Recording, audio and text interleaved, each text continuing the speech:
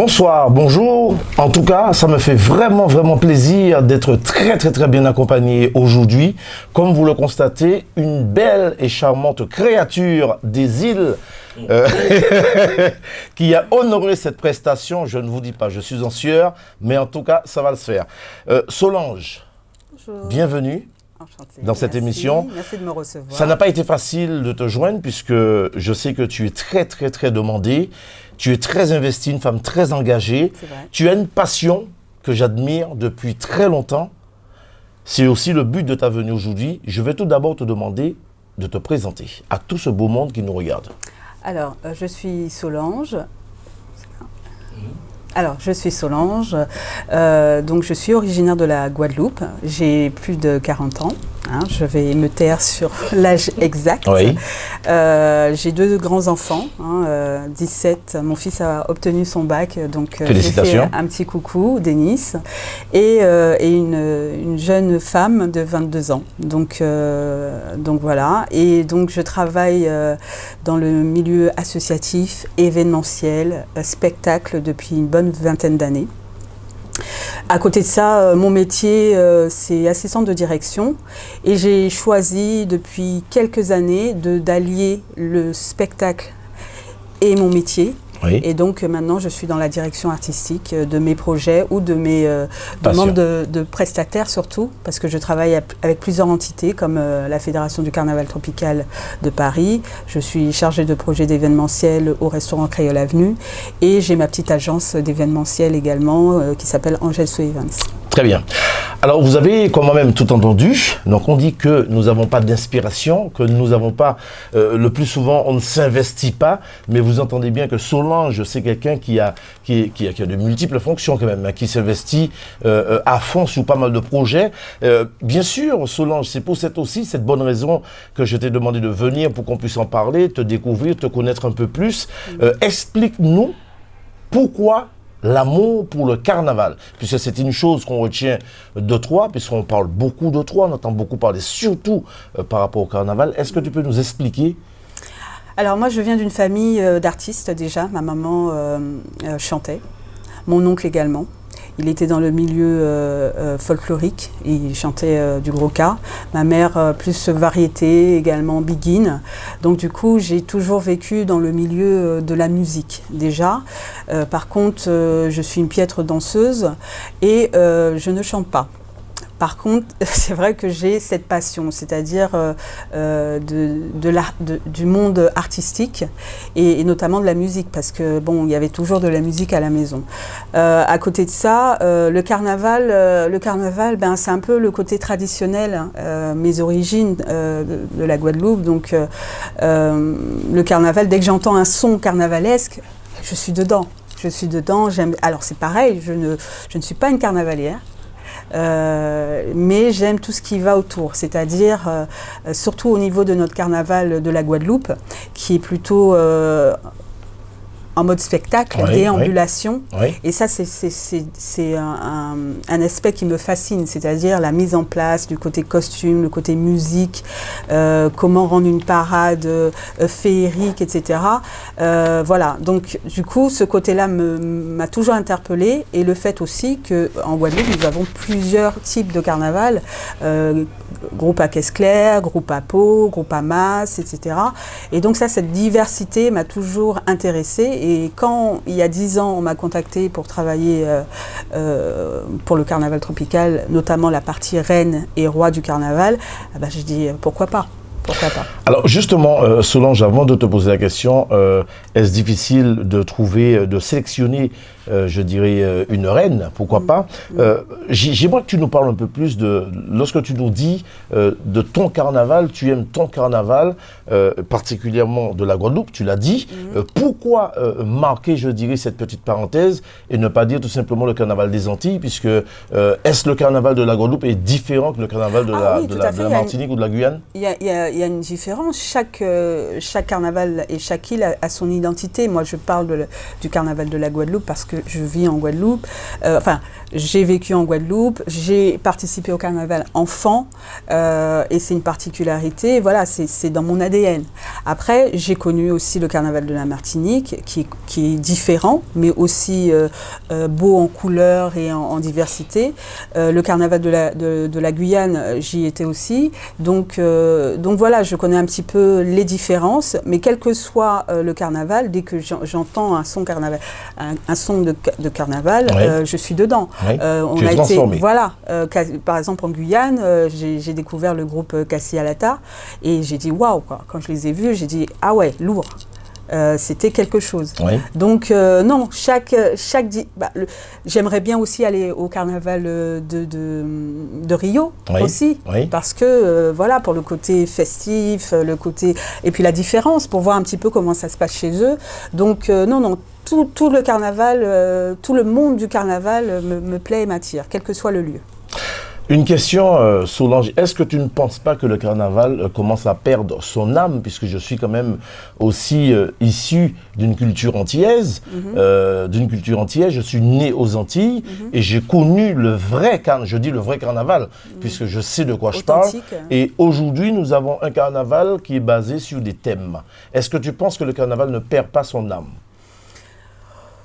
Oh, je pense qu'il y a deux façons de voir les choses.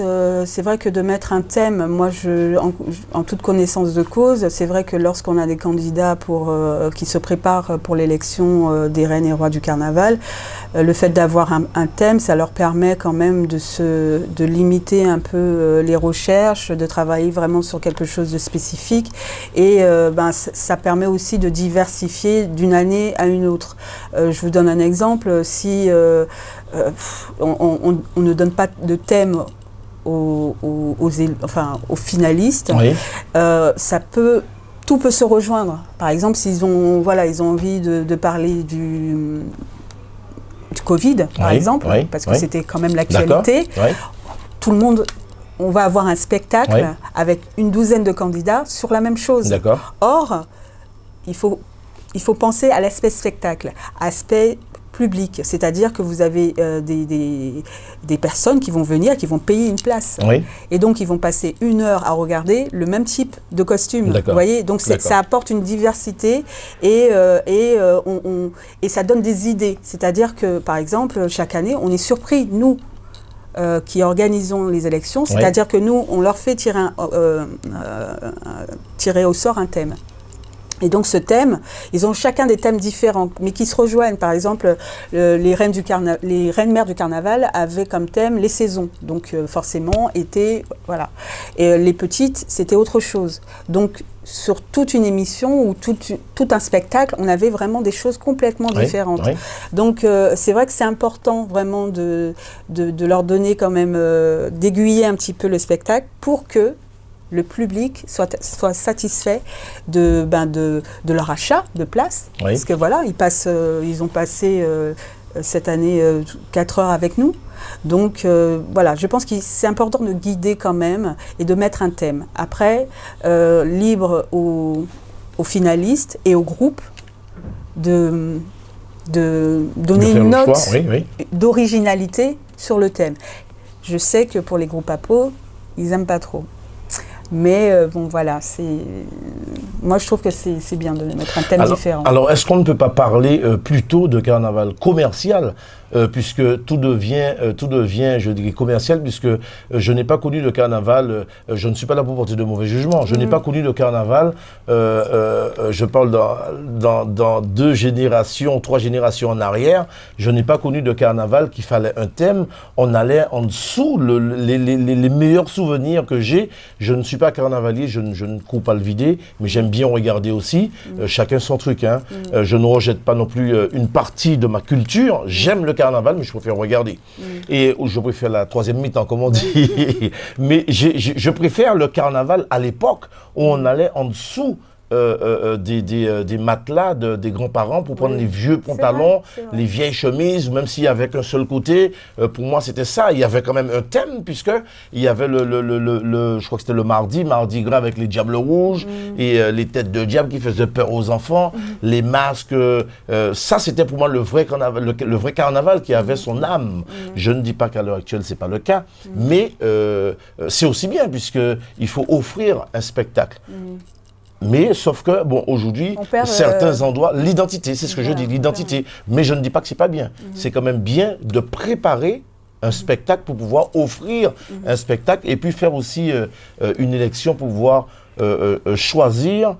donner la possibilité au public d'élire une reine, la reine du carnaval par exemple. Tout à fait. Et quel meilleur souvenir que tu retiens du dernier, je dirais, carnaval que tu as pu réaliser en partie? Alors, le carnaval ou les élections? On va parler de carnaval avant. Alors, le carnaval, moi je trouve que chaque année, on a justement, peut-être du fait des thèmes différents, oui. Chaque année on a un peu de surprises.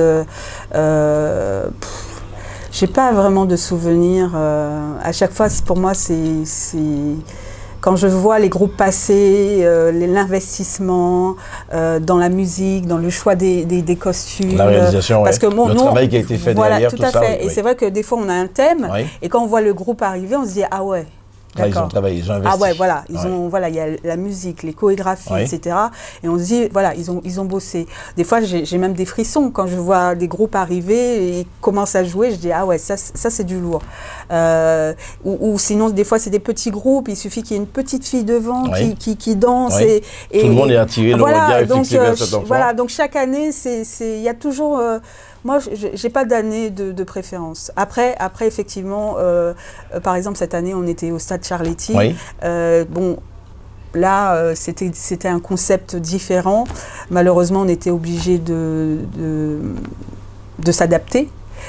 C'était un beau carnaval et il y avait beaucoup d'originalité. Ils se sont investis quand même parce que ça faisait quand même une année, voire 1 an et demi qu'il n'y avait plus rien. Il n'y avait plus de répétition, il n'y avait plus de préparation, etc. Et malgré tout, on a beaucoup de groupes qui tous les groupes d'ailleurs se sont investis pour donner un beau carnaval au stade Charletti. D'accord. Même si c'était pas évident. D'accord. Voilà. Puisqu'il y a aussi un petit passage de pluie, mais par la suite, ça a été. Ouais, pas très long. C'était pour vous bénir. Voilà, bénédiction. Bénédiction. Alors, Solange, une chose, c'est que puisque nous parlons de carnaval, nous allons aussi parler de l'artistique, puisque c'est une passion aussi que tu es en train de professionnaliser de ce côté-là. Nous parlons lorsqu'on parle de carnaval, est-ce qu'on peut parler aussi je dirais, de milieu un peu... Je ne me permettrai pas de dire malsain, mais nous savons aussi que tu nous as parlé aussi du carnaval de Rio. Nous savons tous que, sans pour cela cracher sur les amis, mais il y en a beaucoup qui profitent aussi du carnaval on a tellement entendu parler, puisqu'il y a souvent aussi des morts après. Il y en a qui profitent pour régler leurs comptes. Qu'est-ce que tu penses de cette ambiance ? Alors ça, c'est peut-être la partie qui m'intéresse un petit peu le moins, parce que voilà... Moi, mais qui fait partie du carnaval quand même. Qui fait partie du carnaval, ah oui, tout à fait. Moi ce qui est marrant, c'est chaque année, par exemple en Martinique, vous le savez, on a toujours une chanson... On va y venir. Voilà, on a toujours une chanson qui touche l'actualité. Bon, moi j'écoute... Mais c'est vrai que c'est une partie, moi je garde la partie spectacle et tradition, ce qu'il y a autour, chacun en fait ce qu'il a envie. Voilà, voilà. Donc après, s'ils veulent détourner le carnaval, et ils le détourner peut-être dans la partie violence ou dans la partie actualité, ou peut-être en profiter pour régler quelques comptes, bon, ça c'est un choix humain. Oui. Et je ne m'arrête pas dessus, je garde la meilleure partie du carnaval. Nous allons partir vers la Martinique, vers les Antilles, pas que la Martinique, les Antilles, puisque le carnaval, nous avons vu tout ce qui s'est passé durant la période, je dirais, sanitaire, que les compatriotes ont voulu absolument marquer le coup pour leur carnaval. Solange, pas de langue de bois, on se parle franchement. Qu'est-ce que tu penses des parents qui sortent avec les enfants, les adolescents, et qui entendent les gros mots durant le carnaval? Je sais que c'est un moment qu'on a envie de se lâcher, mais pour ou contre? Parce que Yopakamoli, quand même, J'avouerais. Moi, je dirais contre. je dirais contre, parce que il faut transmettre la tradition musicale, carnaval, etc. Il faut la transmettre, mais je pense qu'il faut, dès le plus jeune âge, le transmettre sereinement, avec pureté, et pas tout de suite. Pas de gros mots, pas de violence, etc. Ok, on emmène les enfants, etc. Mais si on sait qu'il y a tel ou tel groupe qui va passer... tu bouches les oreilles de tes enfants. Voilà, ou sinon, on sait à peu près qui va passer, on s'éloigne un petit peu, on attend le prochain groupe. Non, tu penses que les gens vont faire ça? Après, je veux dire, chaque maman gère l'éducation de ses enfants comme il le souhaite. Moi, en tout cas, je suis contre. Je trouve qu'un adolescent encore, il sait déjà faire la part des choses et puis il entend déjà des choses déjà sur Internet, en télé, etc. Bon, on ne peut plus trop surveiller. Mais quand ils sont petits comme ça... les oreilles sont fines. Et puis en plus, ils répètent facilement. Donc ils vont peut-être rechanter la chanson qu'ils ont entendue sans savoir vraiment ce qu'ils ont entendu. C'est ça. Mais ça donne quelque chose de pas... Moi, je suis contre. D'accord. Voilà. Nous avons aussi entendu des slogans concernant le patron de Télé Antilles lors du carnaval de Fort-de-France. C'est vrai ? Oui, pour ou contre ? Des slogans, des choses, il y a eu des choses qui ont été dites. Jean-François, je ne sais pas, moi je ne m'appelle plus, mais il y a des choses qui ont été dites. Mais il faudrait me le dire. Je te dirai après. Non, mais après, Jean-François, c'est une personnalité publique qui est appréciée, ou pas d'ailleurs, mais qui est connue. Et puis je trouve que c'est peut-être il pourrait le prendre comme une fierté. On utilise son nom, on chante. C'est que il est connu et c'est une figure de notre communauté, pardon. Et donc, si cette année, on a choisi Jean-François, moi, je dirais pourquoi pas. Après, je ne sais pas ce qu'ils disent. Tu me le diras.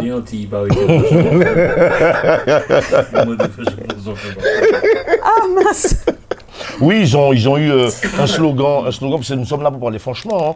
Nous sommes là pour parler franchement. Donc, lorsque j'ai entendu ça, très sincèrement, j'étais choqué quand même. C'est vrai ? Et oui, du coup, sur le coup, ça m'a choqué. Mais après, je sais que Jean-François, c'est quelqu'un de très intelligent, mais qui ne prend pas les choses non plus au premier degré. Mais c'est vrai qu'ils ont chanté pendant un moment. Télé Antilles, pas arrêter l'argent, il a fait Jean-François, fait Magoumé, puis ceci, cela et tout. Donc, mais bon, c'est vrai qu'en même temps, ce serait regrettable qu'ils le prennent mal. Parce c'est de l'humour. C'est de l'humour et c'est le carnaval. C'est-à-dire que chaque année, on a une personne qui se fait avoir. Voilà, dans l'actualité, je ne me souviens pas des noms, mais on s'est dit, voilà, ne faites pas de bêtises pendant le carnaval parce que vous allez, on va vous chanter et puis ça va tourner. Et puis moi, ça m'est même déjà arrivé d'entendre des... Je ne me rappelle plus, il y avait une jeune fille qui avait raté, il y avait un problème avec ses études. Tout à fait. Voilà. Et puis, ça m'est arrivé d'entendre ça aussi. Ça m'est arrivé, oui, parce que c'était marrant, etc. Et c'est le jeu, c'est le carnaval. C'est-à-dire que si on ne veut pas avoir de chansons, moi, franchement, c'est vrai que je serais choquée si on fait une chanson sur moi. Concernant, mais je me dis, voilà, c'est le jeu, c'est le game, etc. Ça va. Et puis, les enfants, je dirais à mes enfants, moi, on m'a chanté en Martinique. Tout à fait. D'accord. Alors, Solange, avant de parler de prestations de l'artistique, est-ce que c'est difficile de monter un carnaval ? Alors moi, franchement, je vais te dire que c'est la partie qui me concerne un peu moins. D'accord. Le moins dans la fédération, parce que pour moi, c'est déjà une organisation très lourde. Donc nous avons dans la fédération vraiment des entités, des responsables qui gèrent le carnaval. Oui. Moi, je suis un petit peu détachée parce que voilà, moi, ma mission, c'est les élections des reines. Donc nous avons une responsable du comité et moi, je gère la partie mise en place, direction artistique et coordination. D'accord. Le carnaval, je mets le nez dedans quelques jours avant, et si vraiment, comme tout bénévole dans une fédération ou association, pour donner un coup de main dans la partie qui me concerne un peu, concerne un peu plus. Donc en général, c'est toujours la coordination, mais vraiment, je sais que c'est lourd. Et je félicite d'ailleurs l'équipe et le bureau de la fédération et toutes les personnes qui mettent en place ce carnaval parce que c'est du boulot. D'accord. Et est-ce que c'est dur de recruter des jeunes et charmantes demoiselles pour participer pour une place dans ta sélection? Alors, on organise un casting en général en fin d'année. Non, on fait un appel à candidature en septembre. Donc pendant 3 mois, on cherche des candidats, ils s'inscrivent, etc. Le casting a lieu en général en janvier. Et ensuite, on se prépare pour la finale qui se déroule en général au mois de juin. Alors, trouver des candidats, non, c'est pas toujours évident parce que beaucoup de jeunes aiment le carnaval, s'amuser, etc. Mais carnaval n'a pas aimé où? Non, non, c'est pas ce que je voulais dire. C'est-à-dire que être dans la partie élection de reine, c'est différent. C'est-à-dire que là, un carnavalier qui fait le carnaval tous les ans, etc., il fait partie d'un groupe. Donc voilà, c'est tout le monde s'amuse, etc. Mais se détacher et dire que je vais me représenter seul sur scène pour obtenir un titre, c'est pas évident. C'est pas la même chose. Donc moi je vois souvent des candidats, enfin dans un groupe de carnaval, je dis tiens, elle ferait une belle reine ou ça peut être un bon candidat. Et j'ai des personnes qui me disent non moi j'aime bien, mais faire des élections non, c'est pas mon truc. D'accord. Donc voilà, c'est pas évident. Donc on va les chercher. On fait une belle campagne aussi chez Téléanti de promotion pour chercher des candidats. On en trouve, mais c'est pas évident. Alors selon toi, dans quel état d'esprit que ça devrait être et rester le carnaval? Moi je dirais que le côté festif, on s'amuse, on profite et on crée aussi. Parce que c'est créer de la danse, c'est créer du costume, c'est créer de la musique, c'est rester dans le côté spectacle et tradition. D'accord. Moi, je pense que c'est un esprit festif et donc positif. Voilà, on s'amuse. Et qu'est-ce que tu aimerais dire à toutes ces jeunes demoiselles, jeunes créatures comme toi-même, qui aimeraient participer, mais timidement, qui regardent cette émission et qui aimeraient, pourquoi pas se lancer, qui sont un peu, je dirais, indécis jusqu'à maintenant? Qu'est-ce que tu aimerais leur dire? Alors moi, j'aimerais leur dire que déjà, on n'a qu'une vie, surtout après la pandémie qu'on a eue. Je veux dire, s'il y a ne serait-ce qu'une petite hésitation, il faut y aller. Parce que c'est une belle aventure. Nous avons une équipe dans le comité et ils sont vraiment bien entourés. C'est-à-dire que nous, on fait la sélection en janvier pour que justement les accompagner jusqu'à la finale. Les accompagner pour leur costume, pour la partie élocution, pour la partie préparation chorégraphique. Donc, ils ne sont pas tout seuls. Donc, en général, c'est vraiment un accompagnement sur pratiquement 6 mois. Et ce n'est pas une élection où vous arrivez, par exemple, en mai, et vous allez vous présenter au mois alors, d'autres candidats qui sont motivés et qui, voilà, ils peuvent venir un mois avant et puis venir. Non, parce que nous, c'est vraiment un accompagnement sur du long terme parce qu'on donne un thème. Donc voilà, si on t'a donné le thème automne, forcément tu vas chercher de ton côté, mais tu vas te demander des conseils. Je n'ai pas de personnes pour faire mon costume. On va peut-être t'aiguiller parce que dans le milieu, il y a beaucoup de personnes qui sont très douées pour la confection de costumes et donc on a un réseau maintenant, donc on peut les accompagner. Je dirais qu'il ne faut pas hésiter à s'inscrire, ne serait-ce que venir au casting pour avoir les informations. Parce que en venant au casting, on donne beaucoup d'informations qui permettent de juger si c'est une aventure réalisable dans le futur. Il faut savoir que c'est un investissement aussi financier, pas énorme, mais voilà, il faut quand même préparer un costume.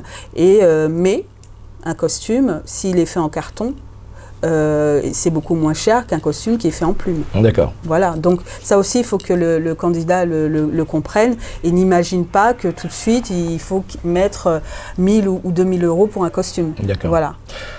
Solange, 2 questions qui, j'espère que ça ne va pas te déranger, tu ne seras pas mal à l'aise, j'espère. Nous savons que tu as beaucoup de cordes à ton arc, tu es une femme, comme je l'ai dit en début d'émission, très engagée, qui s'investit beaucoup au niveau de sa communauté et sa culture surtout. Est-ce que tu es quelqu'un de très accessible qui donne son numéro de téléphone comme ça, une association, un producteur, une mairie par exemple, une entreprise qui a besoin de te joindre, est-ce que tu es celle qui donne ton 06, comme ils disent les petits jeunes. Mon numéro est accessible sur les réseaux sociaux. Tu peux nous le donner? 06 13 76 15 94. J'ai un autre numéro qui est personnel, hein, mais en tout cas... Je l'ai, celui-là, donc... Mais celui-ci, je l'ai depuis Oui. une bonne dizaine d'années, ce Oui. numéro-là, et en général, puisque j'ai une association culturelle sur Épinay-sous-Sénart Oui. qui s'appelle Flèche Créole. D'accord. Et donc, ce numéro-là est accessible aussi à tous. Donc, non, il n'y a pas de souci. On peut me joindre sur les réseaux sociaux. Je réponds. C'est vrai que des fois, il y a peut-être un petit décalage, mais je Oui. suis disponible assez facilement. La deuxième question, donc, nous précisons que c'est un numéro de téléphone pour que vous puissiez joindre Solange, puisque, comme je vous l'ai dit, c'est une femme très engagée, c'est une femme qui fait en sorte, pour donner un peu de soleil, faire avancer aussi notre culture, pas sa culture, mais notre culture. Si vous avez besoin de joindre Solange, un numéro de téléphone, si on peut le redonner. Alors 06 13 76 15 94, et je suis joignable sur les réseaux sociaux, c'est Angel So Events, voilà, tout simplement. Et c'est que pour le business, c'est pour travailler. Ah bah écoutez, moi quand je vois que c'est pas pour le business, je dis bon, je vous envoie un devis, qu'est-ce que je fais? D'accord. Alors, et on se comprend rapidement. Tout à fait. Solange, ma deuxième question, puisque je le dis et je me suis répété 2 ou 3 fois, tu es une femme qui fait beaucoup de choses, tu es une femme qui s'investit pour ta culture, pour notre culture. Est-ce une chose facile d'être devant une femme comme toi pour négocier une prestation, une femme aussi radieuse? Alors, bonne question. Non, être femme et être entrepreneur dans la communauté, je pense que c'est un petit peu compliqué. Il y a toujours une invitation au restaurant pour discuter Non, pas spécialement, mais peut-être on prend notre travail un peu plus à la légère. Oui. Hein, est-ce qu'elle va être compétente? Est-ce qu'elle va atteindre les objectifs donnés? Oui. Un homme, peut-être qu'on lui posera peut-être moins de questions. Oui. Et nous, il faut peut-être plus batailler parce que bon, c'est vrai que souvent on pense que je suis un peu plus jeune et or j'ai 20 ans de métier. Oui. Et donc souvent on se dit tiens, elle démarre, Oui. petite. Oui. Elle démarre, est-ce que je lui donne mon projet, est-ce que je lui signe un chèque, etc. Donc il faut, je pense, se donner un petit peu plus. Tu as fait tes preuves quand même. Ah oui, bon, j'estime que j'ai fait mes preuves, mais souvent, comme tu dis, beaucoup de personnes me connaissent, mais ne connaissent pas peut-être mes compétences réelles. Et des fois, il faut un peu plus batailler. Mais avec l'âge,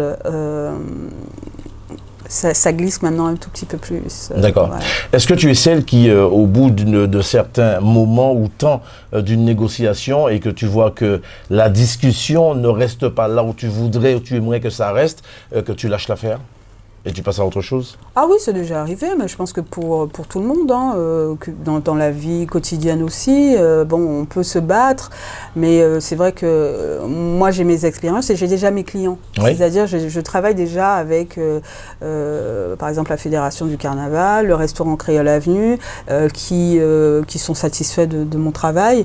Ça fait 10 ans pour la Fédération et 4 ans avec le restaurant. Bon, déjà, moi, je suis un petit peu tranquille à ce niveau-là. J'ai mon agence aussi, donc c'est vrai que quand on me sollicite, c'est soit, à la limite, tu me connais et on travaille ensemble. Si tu ne me connais pas, mais qu'il faut que... je dirais, je ne suis pas très disponible. Oui, donc peut-être que d'autres personnes seront un peu plus disponibles que moi et je les invite à chercher ailleurs. D'accord. Voilà. Alors, est-ce que c'est difficile ou est-ce que c'est facile, je préfère dire, est-ce une chose facile pour une femme antillaise de partir négocier des prestations avec des hommes, puisque la plupart ce sont des hommes, hein. On a affaire avec des hommes, des producteurs, est-ce que c'est une chose facile pour une femme d'arriver comme ça, surtout... Moi je pense en début de carrière. Oui. En début de carrière parce que on démarre et on ne connaît pas toutes les ficelles du métier déjà. Mais lorsqu'on prend de l'âge, comme je vous ai dit, j'ai un peu plus de 40 ans, oui. donc il y a 20 ans d'expérience, on sait comment dire, se vendre. On sait se vendre, oui. Et on sait souvent faire, le tri. avec les personnes avec lesquelles on souhaite travailler. Oui. Et je pense que moi, ça va. C'est vrai que c'est pas évident pour une femme parce que on vient à un rendez-vous, souvent dans un restaurant ou dans un café, etc. Oui. On arrive, on ne sait pas l'intention de l'homme en face, si c'est une intention professionnelle, donc il faut déjà faire le tri. Oui. Un homme n'aura pas ce tri à faire, sauf si il chante la chanson de Jean-François. Mais en général, un homme, il arrive, il discute, business, tout de suite. Oui. Alors que souvent, des fois, la femme doit faire un tri, c'est-à-dire doit voir si l'intention, il n'y a pas une autre intention derrière. C'est l'intention vaut l'action. Voilà. Et donc, souvent, on peut perdre un peu de temps sur ce point-là. D'accord. Voilà, malheureusement. Alors, une question très délicate, je précise, très délicate.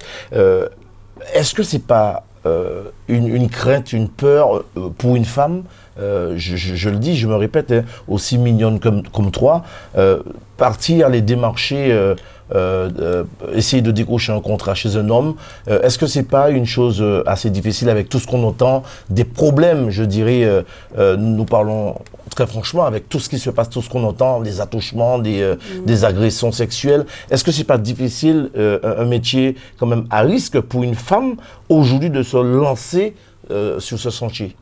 Moi, je dirais, mesdames, il ne faut pas avoir peur parce que il faut assumer notre féminité. Et puis, il faut leur dire que tu prends aussi des cours de self-défense. Je n'ai même pas eu besoin. Je pense que des fois, il faut avoir confiance en soi. Oui.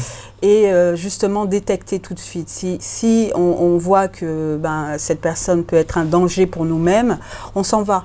On s'en va et on alerte, peut-être, autour de nous. Et le buzz qu'il y a eu, balance ton porc, etc., je pense qu'il ne faut plus hésiter à parler. C'est-à-dire que, par exemple, moi, si je sais que j'ai eu un problème avec un tel, ne plus avoir peur de dire faites attention. Faites attention, si vous allez voir telle personne, il est peut-être peut-être pas enfoncé directement parce que l'homme est humain. Peut-être que ça peut arriver, on arrive à un rendez-vous, il y a un coup de foudre. Bon, voilà, mais si l'homme propose, la femme dispose. Voilà, donc s'il reste élégant, bon, à la limite, mais là, s'il part dans quelque chose, un aspect sexuel, là, je pense qu'il faut déjà se remettre les choses sur les rails. Voilà, et ne pas avoir peur de lui dire, bon, écoutez, je m'en vais, on n'est pas venu discuter pour ça, voilà, et partir, voilà, et partir, et vraiment faire comprendre que tu ne vas pas utiliser, comment dire, ton emprise sur moi, je suis une femme, je suis une entrepreneuse, je m'en vais. D'accord. Voilà. Je pense que les femmes, il faut ne plus être dans la crainte et avoir confiance en nos compétences et même en notre physique. Si j'ai un physique agréable, je ne vais pas dire je ne vais pas aller au rendez-vous parce qu'on va me sauter dessus, etc. Non, je viens, moi, dans ma tête, je viens travailler. Je viens pour un rendez-vous professionnel. Si tu dévies, et si ça ne marche pas, je m'en vais. Voilà, terminé. Alors Solange, pour ceux qui prennent l'émission en cours, puisque on ne sera pas trop long, pour ceux qui prennent l'émission en cours, qui te regardent, qui t'écoutent, peux-tu nous rappeler rapidement qui es-tu, puisque nous savons que tu t'investis vraiment sur le carnaval, mais tu as aussi d'autres projets que tu as mis sur pied et qui tiennent la route, puisque on entend beaucoup parler, puis ça me fait vraiment plaisir que tu sois venu nous en parler aussi sur la télé. Est-ce que tu peux nous parler un peu de toi, s'il te plaît, pour ceux qui prennent l'émission en cours? C'est vrai qu'on me dit souvent « Oh, Solange, on te voit partout ». Bon, en fait, c'est mon métier qui veut ça. C'est-à-dire que je propose mes services en tant que soit assistante de production ou soit en direction artistique. Ce qui fait que je travaille depuis 10 ans avec la Fédération du Carnaval Tropical de Paris dans la partie élection, reine et roi du carnaval. Donc également chargée de projet événementiel au restaurant Créole Avenue. Donc c'est vrai qu'on me voit également souvent. Donc je mets en place toute la partie événements. Ça peut être village tropical, ça peut être un live, ça peut être une élection. On a fait l'année dernière, ou il y a 2 ans, l'élection de Miss Créole Avenue. Donc dès que Fred, le directeur du restaurant, a une idée, je le mets en place. Hier par exemple, on a eu une projection d'un film et c'est vrai que c'est difficile pour les cinéastes antillais d'avoir une vitrine dans un restaurant. Donc là, il s'est équipé, il y a un projecteur, il y a des rideaux noirs, etc. Et on peut aussi, faire une promotion du cinéma antillais. Voilà. Donc, et j'ai mon agence d'événementiel. Je vends des animations animation et prestations. Et prestations, oui, effectivement. Oui. Donc ça peut être des animations de danse, des animations carnaval, pour du privé ou du public. Donc ça peut être pour du mariage, des mariages, des villes, par exemple des municipalités. Donc s'ils veulent un groupe de carnaval, etc. Donc voilà, je vends des animations pour donner un côté festif à un événement. Voilà. Et ça s'appelle Angesso Events. Parfait. Voilà. Je vous remercie beaucoup, Solange, en tout cas je te remercie beaucoup, de nourrir cette prestation, ça m'a fait énormément plaisir puisque je voulais absolument te recevoir pour qu'on puisse en parler, te connaître un peu plus. C'est tout à fait normal, c'est le but de l'émission de mettre aussi les compatriotes, à tous ceux aussi qui font des choses, les mettre aussi en avant. Je te remercie beaucoup, ça m'a vraiment fait plaisir. Oui, sans problème. Donc moi j'aimerais dire aux artisans, aux jeunes entrepreneurs de ne pas hésiter à se donner la main, à échanger leurs compétences. C'est vrai que moi, par exemple, je suis autodidacte dans le montage vidéo et dans le graphisme. Et donc, du coup, pourquoi ? Parce que ça coûte cher quand on fait appel à un prestataire. Et moi, je n'avais pas les moyens en début de carrière. Donc, j'ai appris à faire mes flyers. Et voilà. Et donc, n'hésitez pas à me contacter sur les réseaux si vous avez besoin d'une vidéo, d'un petit flyer ou d'un logo, parce que je le fais vraiment à petit prix pour des personnes, des artisans qui démarrent, etc., et qui n'ont pas leur logo, par exemple. Et je le fais vraiment à un petit prix parce que je sais que c'est pas facile. Donc, je peux aider. J'accompagne aussi les débutants, etc., et ceux qui n'ont peut-être pas le moyen. Je fais avec... j'essaie d'organiser mon temps. Et si vraiment je ne peux pas, je le dis. Mais je suis toujours ouverte à aider ceux qui entreprennent dans ma communauté. Alors je vais te demander, si tu le veux bien, de nous donner aussi ton numéro de téléphone pour ceux qui l'ont bien entendu, bien enregistré, puissent avoir le numéro de téléphone, qui espèrent pourquoi pas avoir de demander, s'adresser à toi pour la réalisation de flyers ou d'une pub vidéo, on ne sait jamais. Donc tu peux donner sur les réseaux sociaux, parce que par exemple j'ai rencontré une jeune femme qui démarre également et elle me dit je suis complètement perdue sur Instagram, donc je vais peut-être et c'est vrai qu'Instagram est un outil important. Et si on ne sait pas y faire, on reste dans un secteur, on reste un petit peu dans l'ombre. Voilà, c'est dommage. Et donc, je redonne mes coordonnées, c'est 06 13 76 15 94, surtout un SMS avant, parce que je ne réponds pas directement, mais je réponds tout de suite au SMS et ça permet de se mettre en contact plus facilement. D'accord. Et ton mot de la fin ? Et mon mot de la fin, écoutez, moi je vous invite surtout à regarder l'élection du carnaval, l'élection des reines et rois du carnaval tropical de Paris, parce que c'était pas évident. C'était une élection qu'on a failli ne pas faire à cause du Covid. Et on a perdu beaucoup de candidats. Des candidats s'étaient inscrits 2 ans auparavant. On a eu une année vide, blanche.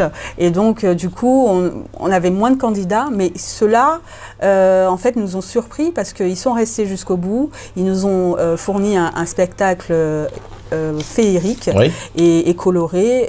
Ils se sont donnés à fond au niveau des costumes, etc. Donc, suivez cette élection sur Télé Antilles parce que je pense que vous allez voir un beau spectacle.